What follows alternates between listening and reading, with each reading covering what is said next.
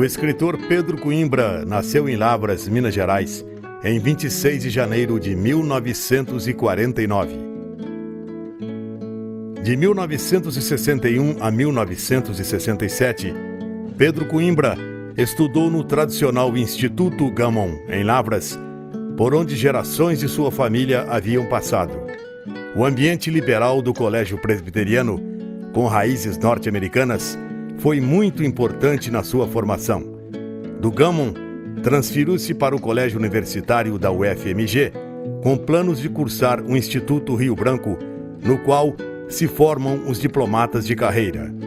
Acabou abandonando o curso, apaixonado pelo cinema. Fazia crítica na coluna Filme em Debate do jornal Estado de Minas e iniciou o curso de cinema na PUC-MG. Com o apoio dos diretores Sven Kierulf e Padre Massotti, Pedro Coimbra e seus companheiros, alunos da Escola Superior de Cinema da Universidade Católica de Minas Gerais, dispararam a fazer filmes. Deste movimento interno e da sua participação no cinema Novo Mineiro, nasceu o documentário São Tomé das Letras, que produziu e dirigiu. Falar do Pedro Coimbra não é muito difícil. Pelo contrário, é muito fácil até, porque o Pedro é uma pessoa descomplicada na sua essência. É um sujeito que eu admiro há tempos, porque ele é um escritor muito mais antigo do que eu sou. O Pedro escreve, parece que desde que nasceu, né? E o Pedro sabe escrever, porque ele fala simples, fala a linguagem que o povo entende. É uma pessoa que adora um romance, ele adora dar nome aos bois, ele nomeia os seus personagens, pessoas conhecidas. E o Pedro é daquele pessoa que eu reputo como um excêntrico adorável. O Pedro é daquele grupo de pessoas que faz parte, que faz falta no mundo, porque o mundo é feito de pessoas tidas como normais. E eu acho que as pessoas que fogem um pouco a esse escopo da normalidade são as pessoas criativas, são as pessoas de uma inteligência acima da média, e essa pessoa é bem representada pelo Pedro.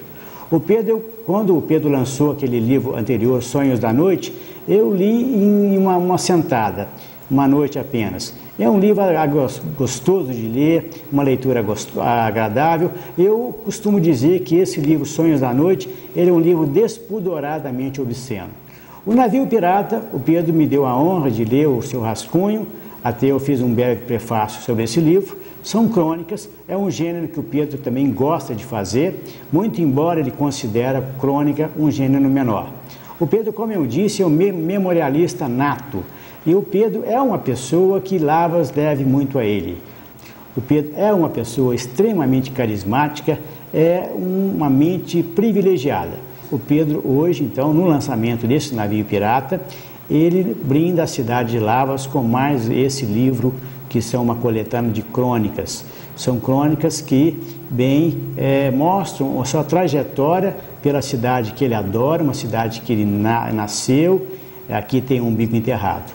Pedro é uma pessoa que eu admiro, eu leio sempre os seus artigos nos jornais locais, também li o seu livro Sonhos da Noite e agora tive o prazer de ler o seu rascunho de Navio Pirata. Pedro, então eu quero lhe dar um abraço, desejar-lhe muito boa sorte nesse seu livro, que agora sai, e espero que você continue, entende? Apesar que agora você renasceu das cinzas, né, qual aquela ave fênix, você continue a nos dar o prazer da sua presença andando pelas ruas da cidade de Lavras, que é a cidade que você tanto adora. Durante anos, Pedro Coimbra escreveu muito, principalmente contos para concursos nacionais. Mas em 1978, aconteceu algo importante na sua vida como escritor. Seu conto Menkiri foi premiado com o segundo lugar no concurso de contos Pena Aimoré, à frente de monstros sagrados da literatura nacional, como Luiz Vilela, escolhido por um júri formado por Roberto Drummond, Oswaldo França e Vander Piroli. Em um contato com Roberto Drummond, no lançamento de Sangue de Coca-Cola, o mesmo, já nacionalmente conhecido por Hilda Furacão, o incentivou a continuar escrevendo. Em 2001, Pedro Coimbra lança com grande sucesso o romance Sonhos da Noite. A homenagem, a atenção, o aplauso, tudo isso só pode ser dirigido ao nosso prezadíssimo amigo Pedro. Eu tive a oportunidade e tenho o privilégio de conviver com o Pedro. Aprendi muita coisa com ele. Fizemos jornais juntos durante a madrugada, a noite. Esse trabalho que, sem dúvida nenhuma, nos envolve, nos empolga, que é o trabalho de uma redação de jornal. E o Pedro sabe a admiração que eu tenho por ele. Um abraço, Pedro. Continue semeando. Ninguém mais do que você tem talento, capacidade e, por que não, sensibilidade para isso.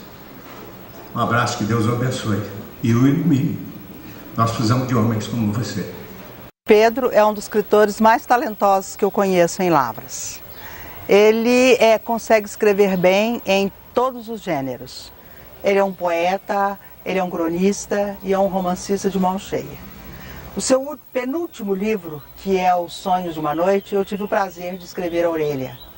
Inclusive porque ele retrata uma realidade vivida nas proximidades da Padaria Rocha, ou dentro da Padaria Rocha. Então eu estou numa grande expectativa sobre esse novo livro do Pedro, que é O Navio Pirata, imaginando tudo de bom e deve estar nele. Eu desejo ao Pedro boa sorte, sei que todos que tiveram oportunidade de ler esse livro vão sair muito satisfeitos. Pedro Coimbra nos traz agora o seu novo livro, O Navio Pirata. Nesse livro atual que o Pedro está lançando hoje, assim, O Navio Pirata, ele aborda temas assim, complexos, né, como a política, e temas bem simples também, como o relacionamento do dia a dia. E o leitor vai poder justamente navegar nisso. Essa irreverência dele, esse conhecimento do relacionamento humano fica bem claro. Quando ele escreve de política, ele consegue escrever de uma maneira extremamente inteligente, debochada e irreverente. E o mesmo ele repete quando ele fala sobre comportamento humano. Tanto as crônicas quanto os romances são bem assim. O leitor vai poder navegar de uma maneira assim, bastante fluida sobre essa questão do cotidiano, sobre as questões políticas e dessa mesma forma, irreverente, debochado e extremamente inteligente.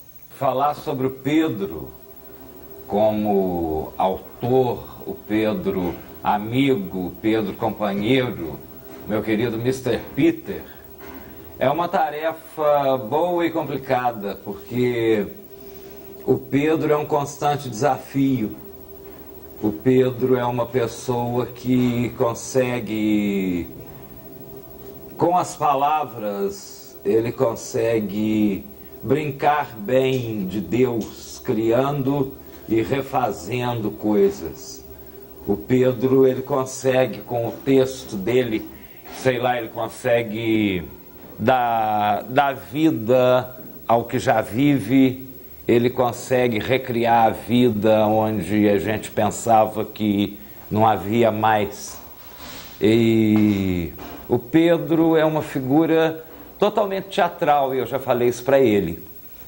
E como fã do Pedro, como escritor, como amigo também, eu estou mais uma vez cobrando dele o meu texto de teatro, que eu espero um dia conseguir no palco dar um pouco mais da vida para tudo isso que ele já faz tão bem na literatura. Pedro, aguardar o Navio Pirata está sendo mais um desafio que você propõe para a gente. Espero que esse navio, pirata ou não, que ele navegue muito bem pelos mares da arte, e que todos os deuses da arte continuem sempre simpáticos a você, como tem sido até hoje. Evoé, Mr. Peter.